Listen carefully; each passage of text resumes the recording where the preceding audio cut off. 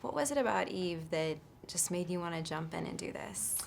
I love that she went through such a transformation in the film from being a doctor who was really part of the establishment and doing exactly what the hospital asked of her to, because she was so challenged by Ron Woodruff, she couldn't help but start to see that her patients might be better served if she started just healing them with whatever was working. Because this was a disease nobody really understood. It was what they understood was so small, and they were doing these huge things to try to figure it out with the AZT trials, but it was just much more complicated than that. So she started just seeing the patients as people in front of her that she wanted to act to help and affect their lives one at a time, even though she risked her whole career for it. Now, the film was shot in a very condensed period of time. Did you feel that that was a benefit versus some of the other films that you've worked on? Well, first of all, I'm so glad it was shot in such a condensed period of time, because otherwise Matthew and Jared would have wasted away to nothing. It should have been shot double time, double that for me. I was just wanting to get them back to eating. But yes, I loved making the film as quickly as we did. As a matter of fact, I would sign up for that in a heartbeat. It was so low budget that I don't even think we had chairs. We kind of sat on the curb, and we didn't have craft service, and we didn't have all kinds of things, But what it did have was this real sense of immediacy and urgency, and a real, we were 100% focused on making the movie at all times. There was no joking around. There was no, everyone's energy was on getting Matthew and Jared through these scenes.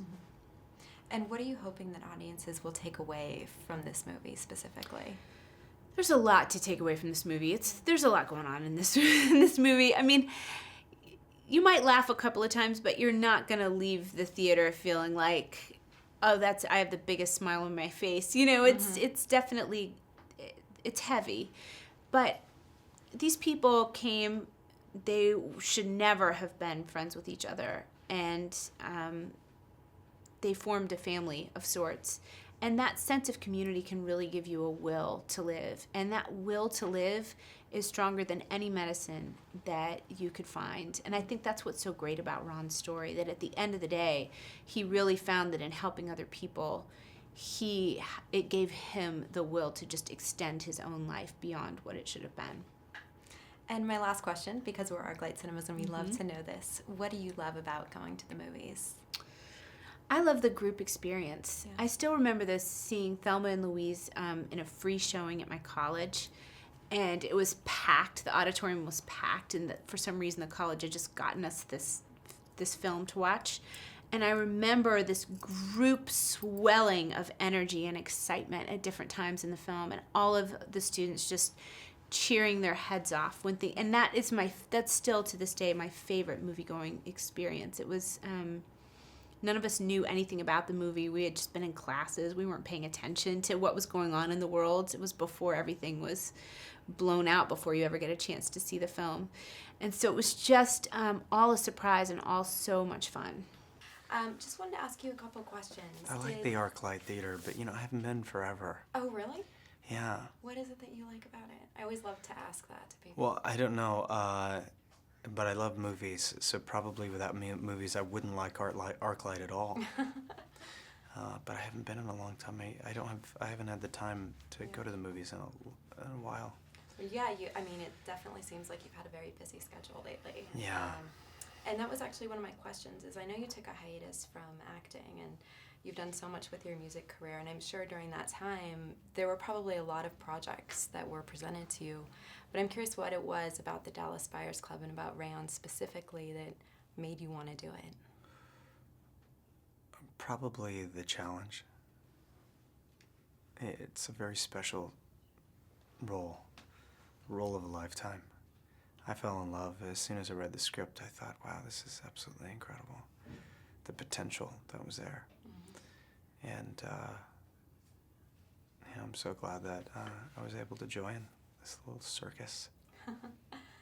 And that circus was conducted in a very condensed period of time. So, staying in character really must have, been a great way for you to get to know her. And do you think, did playing her, did she affect you in a personal way, and will there be a part of her that kind of always sticks with you? I hope so. She was very kind, had a lot of humor and grace, very witty, a lot to love. You know, she was a dreamer and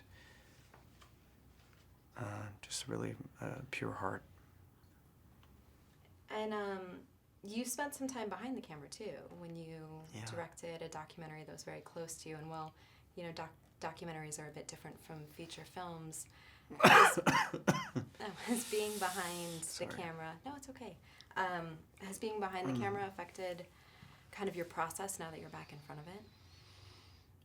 Yeah, definitely. I mean, you learn from everything you do. If you're sitting in an editing bay for months on end, you learn a lot about storytelling. That's really what all of this is, right? So yeah, I've learned a lot. Being behind the camera's taught me a lot. I love it. I love film. I love acting, performances. It's an incredibly wonderful thing. Well, thank you. I know they were Thank you. Yeah, thanks so much. I had seen an interview that you did that talked about the script having fangs. Yes. And I was curious, what does that mean? What gives a script fangs? It meant that it hooked me on the first read, and then it was one that I couldn't let go of, or it wouldn't let go of me. Mm-hmm. It meant that it was always on top of my desk to say, all right, well, after I'm done this film, maybe I can do this one. Let's try and do this one. And I tried to a few times, and it never could become realistic. The financing was never there. Good ideas were there. Yeah, we could get it, but it never really happened.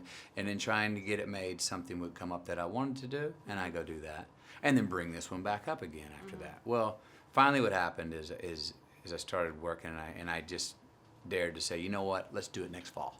Let's just put that stake in the sand and say, let's make it. Find the director. Let's get serious about this. Let's make it priority number one. Found myself, people around me helped me. We hunkered down and said, this is real. We're going to do it. People said, well, it's not really real. And we're like, yes, it is. We're doing it. Found Jean-Marc. Jean-Marc came on. Slowly, as you get more people assembled and attached to it, the financing world starts to go, well, it's looking more real. We see what they're talking about more. And then there came a point where even when we didn't have as much money as we thought we needed or as many days, we still said we're going to make it. And the rest of the financing finally then kind of was like, well, they're going to go do it.